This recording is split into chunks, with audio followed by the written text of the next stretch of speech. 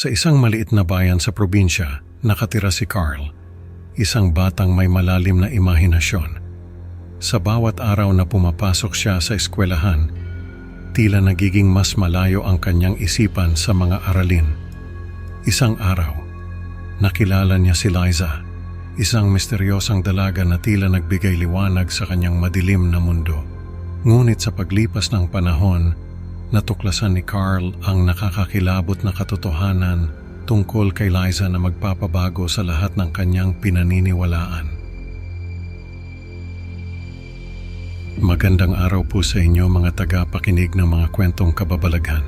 Salamat po sa inyong oras at interes na pakinggan ang aking kwento. Ako nga pala si Carl. Nakatira kami sa isang maliit na bayan sa probinsya. Simula bata pa ako, kilala na ako sa aming lugar bilang isang batang malikhain at mahilig mag-imagine ng kung ano-ano. Kasama ko sa bahay sina mama at papa, pero madalas silang abala sa trabaho kaya't madalas akong mag-isa. Sa eskwelahan naman, hindi ako masyadong napapansin ng mga kaklase ko, maliban na lang kung may nagawa akong kakaiba. Sa isang maliit na bayan sa probinsya, sa loob ng isang lumang eskwelahan, naroon si Carl, isang batang may malalim na imahinasyon. Sa bawat araw na pumapasok ako sa klase, tila nagiging mas malayo ang aking isipan sa mga aralin. Habang nagtuturo si Ma'am Santos ng matematika, naririnig ko ang mga numero at ekwasyon na parang mga bulong lamang. Sa aking isip, lumilipad ako sa isang mundo ng mga kababalaghan at mga kwento. Carl, nakikinig ka ba? Tanong ni Ma'am Santos na may halong galit. Hindi ko namalaya na nakatitig na pala siya sa akin. Napatingin ako sa paligid at napansin kong lahat ng mata ng mga kaklase ko ay nakatutok sa akin. Nakaramdam ako ng hiya at kaba. Matapos ang klase, pinatawag ako sa opisina ng principal. Habang naglalakad ako papunta doon, nararamdaman ko ang bigat ng bawat hakbang. Alam kong parurusahan na naman ako dahil sa hindi pakikinig. Isang hapon, matapos akong magdetensyon, nagbisikleta ako pauwi. Sa daan nakita ko ang grupo ng mga matatandang lalaki na madalas mangbuli sa akin. Kinabahan ako at nagdesisyon na umiwas. Para makalayo, naisip kong dumaan sa isang bakanteng lote. Habang nagmamadali ako, nadapa ako at nahulog mula sa bisikleta. Grabe, ang sakit. Habang nakahiga ako sa lupa, naramdaman ko ang kirot sa aking tuhod at nakita ko ang dugo na umaagos mula dito. Bigla may narinig akong boses mula sa likuran, "Ayos ka lang ba?" Paglingon ko, nakita ko si Liza, isang magandang dalaga na nag-aalok ng tulong. Sa kanyang matamis na ngiti at maamong mukha, naramdaman ko ang kakaibang koneksyon. Para siyang isang anghel na bumaba mula sa langit upang samahan ako sa aking kalungkutan. Hindi ko maipaliwanag, pero sa mga sandaling iyon, parang may nagbago sa akin. Sa isang tagong lugar sa likod ng bakanteng lote, inimbitahan ako ni Liza na mag-hangout. Doon kami nag-usap at nag-bonding. Alam mo, Carl, madalas din akong tinutukso ng ibang bata dahil kakaiba ako. Sabi ni Liza habang naglalaro kami ng mga bato sa lupa. Hindi ko maiwasang makaramdam ng lungkot para sa kanya. Hindi ka kakaiba, Liza. Espesyal ka, sagot ko. Sa bawat araw na magkasama kami, lalo kaming naging malapit. Isang araw tinawag ako ni Liza sa isang puno.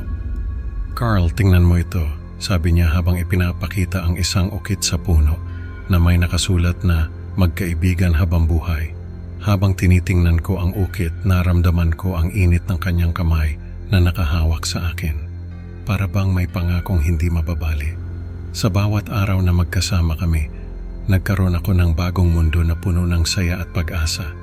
Ang mga pangungutya ng iba ay tila nawawala kapag kasama ko si Liza. Isang umaga, nagdesisyon akong surpresahin si Liza. Dinala ko siya sa isang mall at bumili kami ng bagong damit. Excited na excited ako na makita siyang masaya. Habang sinusukat ni Liza ang mga damit, nakita ko ang kanyang tunay na kasiyahan. Para siyang isang bata na tuwang-tuwa sa kanyang mga bagong laruan. Ang saya-saya niyang makita na may bago siyang damit na suot. Salamat, Carl. Hindi ko alam kung paano kita mapapasalamatan, sabi ni Liza habang yakap-yakap ang mga damit. Nakangiti siya ng napakatamis at ramdam ko ang kanyang pasasalamat. Naglaro kami sa arcade, kumain ng paborito naming street food tulad ng fishball at kwek-kwek, at nagkwentuhan ng walang humpay. Ang saya-saya namin, parang walang problema sa mundo. Habang kumakain kami, napansin ko ang mga matang nakatingin sa amin. Ngunit binaliwala ko ito. Ang mahalaga ay masaya kami ni Liza. Kahit anong mangyari, Liza, nandito ako para sa'yo, sabi ko habang naglalakad kami pa uwi. Tumigil kami sa isang park at umupo sa isang bench. Doon, nagkwentuhan kami tungkol sa aming mga pangarap at plano sa hinaharap. Ang dami naming gustong gawin at ang dami naming pangarap na gustong matupad. Sa kabila ng mga pangungutya ng iba, hindi ko alintana ang mga ito. Patuloy kaming nagkikita at lalo pang naging malapit. Sa huli, nagbahagi kami ng isang halik na nagpatibay sa aming espesyal na koneksyon. Ang halik na iyon ay parang isang pangako na kahit anong mangyari, magkakasama kami. Sa bawat araw na magkasama kami, naramdaman ko ang tunay na kasiyahan. Ngunit sa likod ng lahat ng ito, may mga tanong na bumabagabag sa akin tungkol kay Liza. Bakit parang kakaiba siya? Bakit parang may mga bagay na hindi ko maintindihan? Pero sa kabila ng lahat, masaya ako na kasama siya. Isang gabi, matapos kong makalimutan ang aking relo sa bahay ni Liza, bumalik ako upang kunin ito. Medyo kinakabahan ako habang naglalakad papunta sa bahay niya.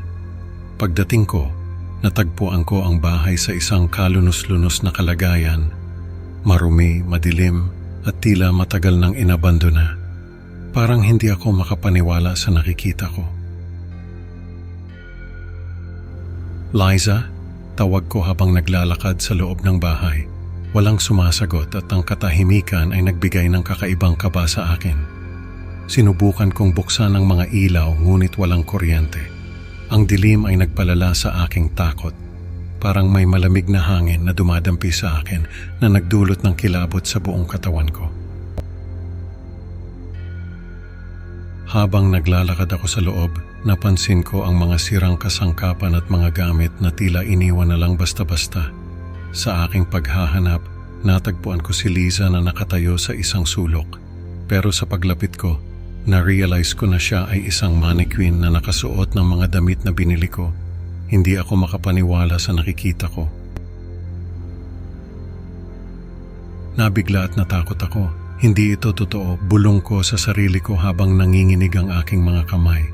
Pakiramdam ko ay parang gumuho ang mundo ko. Na-realize ko na ang lahat ng interaksyon ko kay Liza ay bunga lamang ng aking imahinasyon.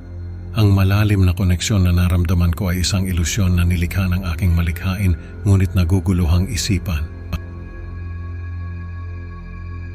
Tumakbo ako palabas ng bahay, iniwan ang aking pantasya at bumalik sa realidad. Sa bawat hakbang naramdaman ko ang bigat ng katotohanan na aking natuklasan.